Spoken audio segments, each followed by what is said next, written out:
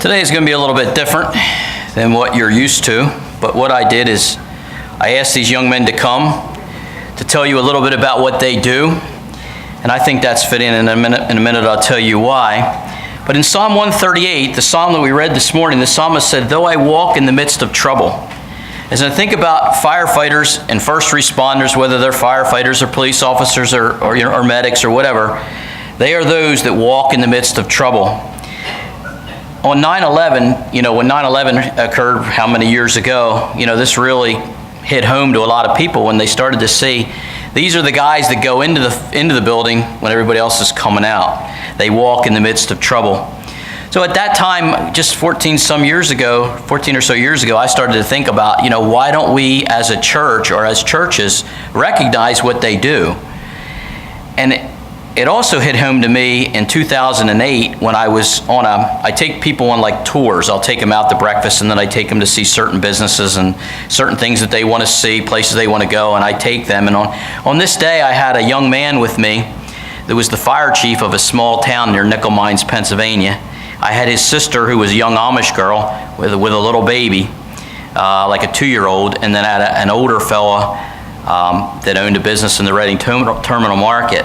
And all those 3 people had been affected by circumstances that they needed first responder type help.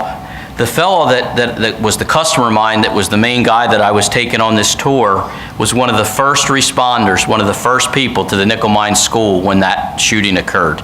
He was there on the ambulance. He was the fire chief of one of the towns. I forget the exact town. I don't know if it was Nickel Mines, but he was a fire chief, and he was one of the first people there to on the scene. He was walking in the midst of trouble. His sister helped him in his business. The child that she had with me that day, I'll never forget this day, it was 2008, died in a swimming pool accident. And then the third fellow that was a business owner was hurt in a very serious accident, came down on some concrete and has never been right since. He hit his head on the floor. But that day I thought about this guy, and I thought about that day that I spent with him many times since, and him telling me his thoughts and how it affected him to be one of the first people there that day at that school shooting. So there's some of the thoughts that I had in wondering why churches don't recognize, why don't they have firefighter Sundays and have firefighter appreciation or first responder appreciation. So it was something that I had thought about, and I thought we ought to get these guys to come, let them know what they do. If there's a 911 call, well, they're here now, but they're the ones that come. They're the ones that come. So when I ask them to come, they're going to share what they do. They're going to give you a chance to ask some questions if you have any questions at the end. They're going to share a couple verses of scripture. But like I said, if they do get a call, if there's a fire, they're leaving. Tom will be up, and Tom will close it all out and sing the last song.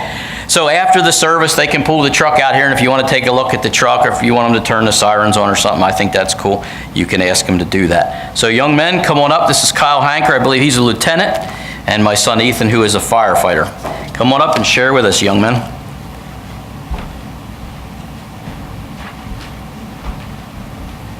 Thank you, Mr. Hurff. As he stated, I'm Kyle Hanker. I'm a lieutenant with the Manchester Fire District.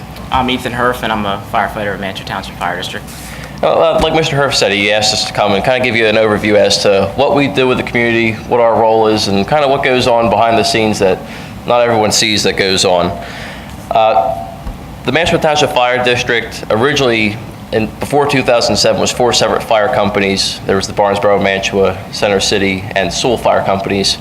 And in 2007, the township created a fire commission, which inevitably saved the township a lot of money, and it was a much more efficient system. Before, it was 4 small fire companies didn't work well together. So since 2007, we've had a lot of changes. We've kind of modernized the way we do things, a lot more efficient, streamlined some things. So we're very thankful for that. As for staffing, things of that nature, we're what's considered a combination department. So we have some paid staffing in our stations, and then the rest is supplemented by volunteers. So during the week, we have a career staff in-house. We have 3 career firefighters. And on the weekends, such as today, we have 3 paid firemen, which we pull up our volunteer staff to be at the firehouse from 6 a.m. to 6 p.m. During the weekends in the summer, we'll have volunteers that actually stay at the firehouse. So they dedicate their summer time, their weekends to the firehouse, which we're very grateful for. And then 24/7, if we get some sort of call, we're always asking for volunteers to come back at their own will. So That's something that we're very fortunate. We have approximately 44 members, including our career staff, on our roster. So out of that, we usually can pull about 12 to 15 volunteers per call, which today it's kind of a low number, but we make it work. We're kind of adjusting to it, and we're very thankful for that. The type of things that we handle, we'll handle anything from your fire alarm chirping to a house that's on fire, to a car crash where there's maybe minor injuries, to a car crash where the car is actually mangled and we need to actually take the car apart to get the people out. A lot of us are EMTs, emergency medical technicians, and we'll actually take in ambulance calls. We'll be proactive about it. If we're closer, we'll go and help out, and we try to do as much as we can. If you have something that doesn't smell right in your house, you think you smell natural gas, we'll come and investigate that. We'll try to figure out what the problem is and mitigate that for you. So if you ever have any sort of doubt or concern about anything, don't be afraid to call 911. We'd rather we get out there, check it out, and it be nothing than for someone to not want to inconvenience anyone, not worry about it, and then it actually be a problem. So never hesitate to call for us. As for the different equipment, today we brought a fire truck. Just due to we have a fire truck out of service at the moment, it's being fixed, but we brought a water tender, so it's a big water tank. So like Mr. Hurff said, if you guys would like to check it out afterwards, not a problem. It's not that exciting, but I'd be more than happy to show it to you. It's still pretty cool. I mean, it's a fire truck, so it's still pretty cool. I'm a big kid at heart. It's great. We operate all sorts of equipment. We have different types of engines that serve different purposes. We have a rescue truck, and we have some small pickups that serve their own support purposes. We have a brush truck, so if that field was on fire, it would have equipment to take care of things like that. So we have a very cool gambit of things. We have the jaws of life, which you can use. I'm sure many of you have heard of things like that, where you can cut cars apart, and a lot of really neat technology. We have very advanced meters for checking air quality, things of that nature. In conjunction with us, the ambulance service, which is for Mantua Township, is Gloucester County EMS. I don't know if any of you have dealt with it before. It's a very nice program we have going with the county. It's a county-run ambulance service, and throughout the county, these ambulances are almost in every town. A couple of towns share an ambulance, but with this program, they've cut response times down.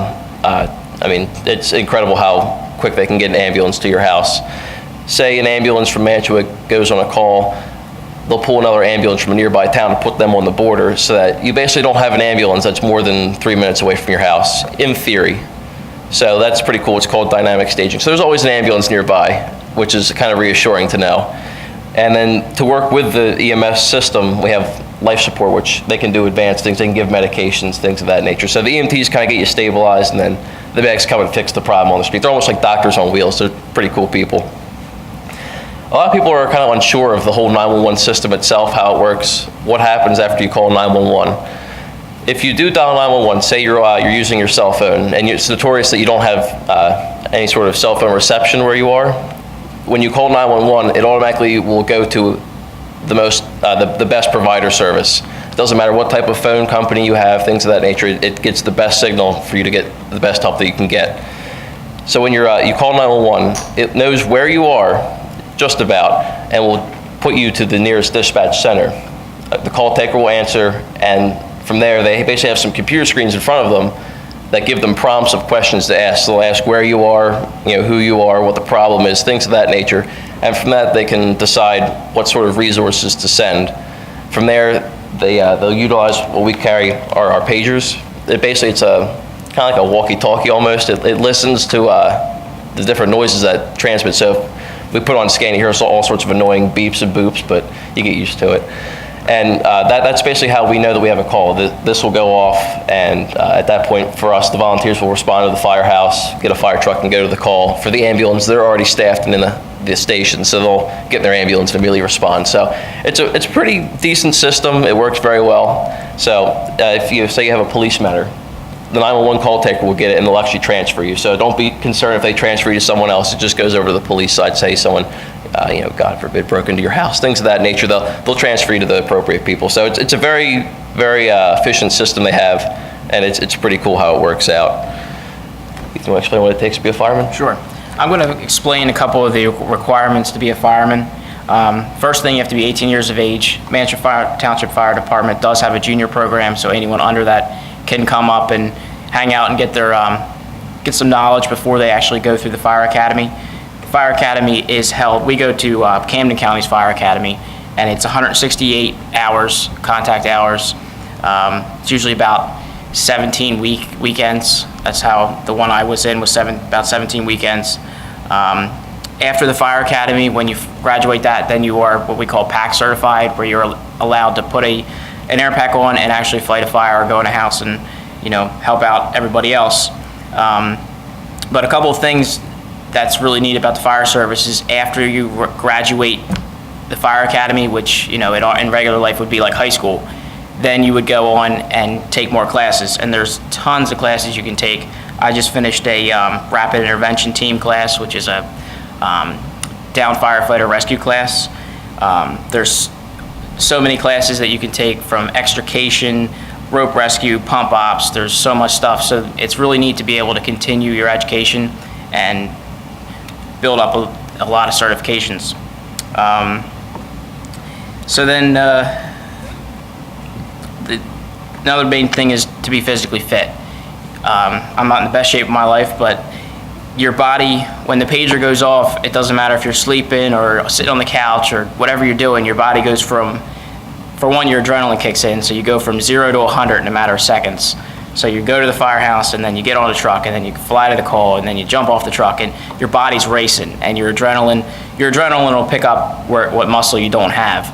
But it is amazing and then it's all over in a second, and then you're back to 0. So it's very important to be physically fit so that you don't overwork yourself in those situations. So back to the classes, we also hold drills every Tuesday night. We do a variety of stuff. Last week we did a water rescue training back at Hurff Lake. Kyle ran that, and so each week we do something different. It's not just the softball on Tuesday night type of thing. It's a very, very proactive training.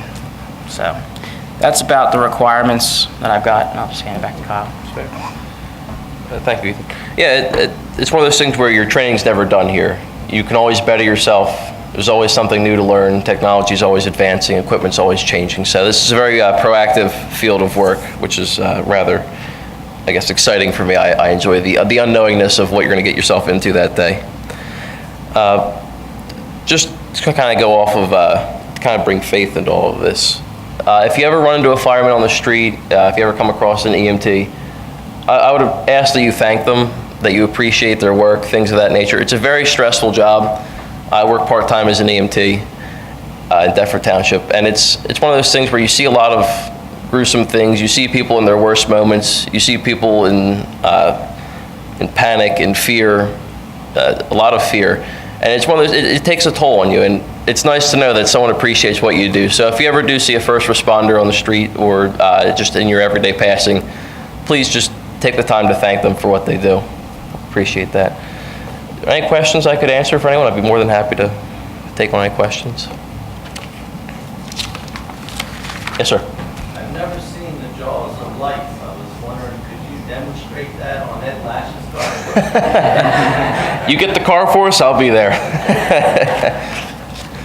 Anything else I can answer for you? Can he explain the red team, like what you do, like what happens, how it works? Yeah, the red team is Rapid Intervention Crew. It's also called RIC, which is Rapid Intervention Crew.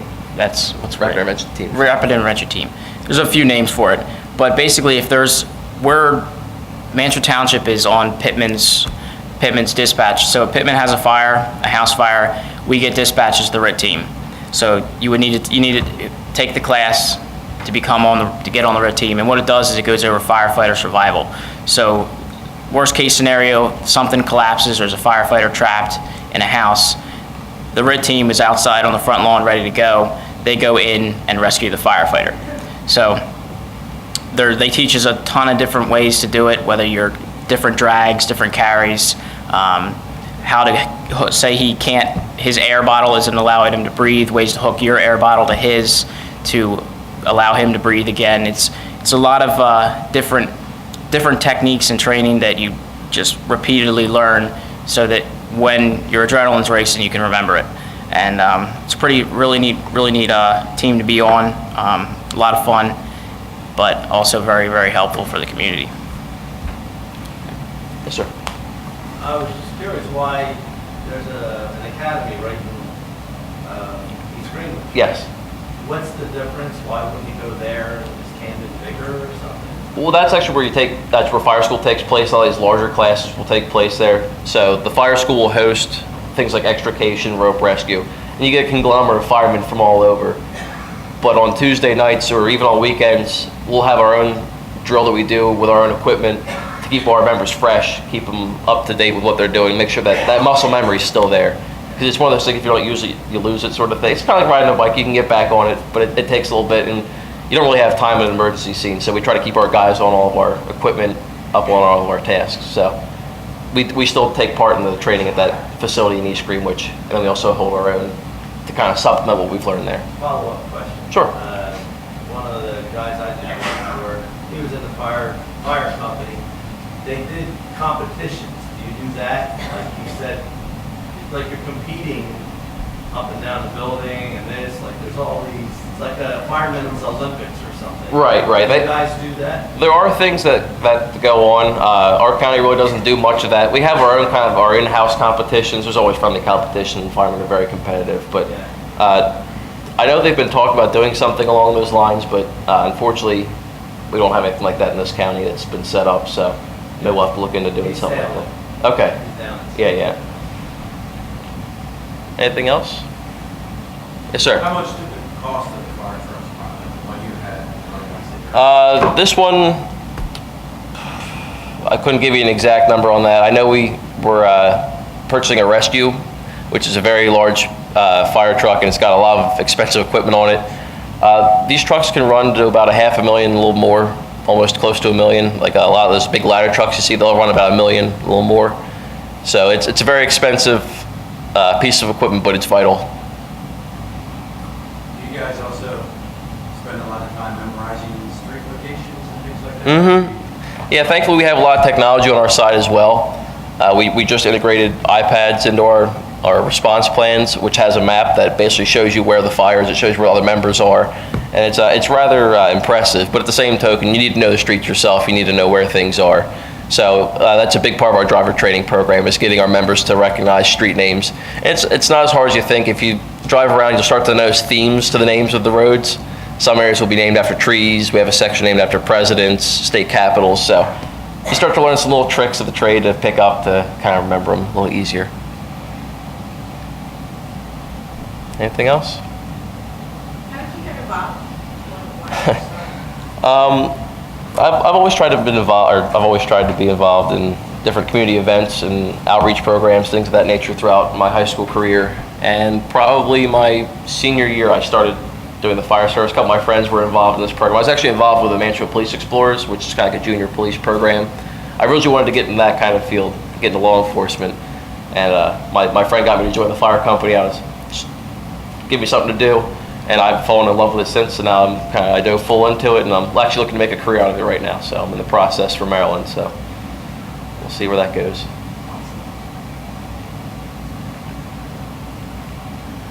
Yes, ma'am. In our family, we've had to have the rescue squad and the ambulance several times, and I just want to say how efficient and how very nice the people were. It really put us at ease. I'm glad to hear that. I'm glad it worked out for you. It's always a trying time, so it's nice when you have someone that's reassuring for you there. That's great. Glad to hear that. Thank you. Any other questions I could answer? I guess at this time I'll turn it back to Mr. Hurff then. Thank you. Finish with these. Oh, of course, I forgot. We have, yes. I was just going to end with two verses that, we as firemen are very, everybody, that's the verse for, the military has the verses in the Bible that are their inspiration, but we have, the first one is Isaiah 43, chapter 43, verse 2, and it's, when thou passest through the waters, I will be with thee, and through the rivers, they shall not overflow thee. When thou walkest through the fire, thou shalt not be burned, neither shall the flame kindle upon thee. So that's the first one we have. Second one is John chapter 15, verse 13. No greater love hath no man than greater love hath no man than this, that a man lay down his life for his friends. So there are the two verses that we look. What's that? Kind of carry that with us. Yeah, we'll carry those verses with us, whatever we're doing or wherever we're going. All right. Thank you.